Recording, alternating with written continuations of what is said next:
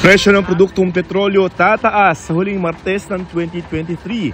1 peso and 60 centavos ang taas singil sa kada litro ng gasolina, sa diesel 1 peso and 70 centavos, habang 1 peso and 54 centavos naman sa kerosene. Una nang sinabi ng Energy Department ang dahilan ng oil price hike ang pag-iwas ng mga oil company at tank owners sa Red Sea, kung saan dumadalas ang pag-atake ng mga rebeldeng grupo. Unilateral ceasefire idineklara ng Communist Party of the Philippines. Mula yan ngayong araw ng Pasko hanggang bukas.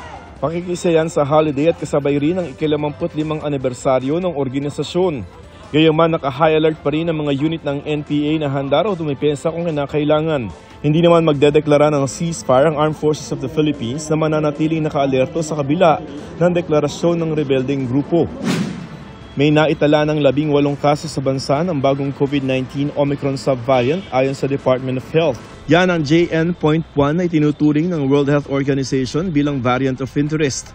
Ayon sa DOH, nakarecover naman na ang mga pasyenteng tinamaan ng bagong subvariant. Ngayong kabi-kabila ang gathering at party, muling paalaala ng DOH mag-face mask at sumunod sa health protocols lalo na sa mga high risk at vulnerable group. Para sa GMA Integrated News, Joseph Morong ang inyong saksi.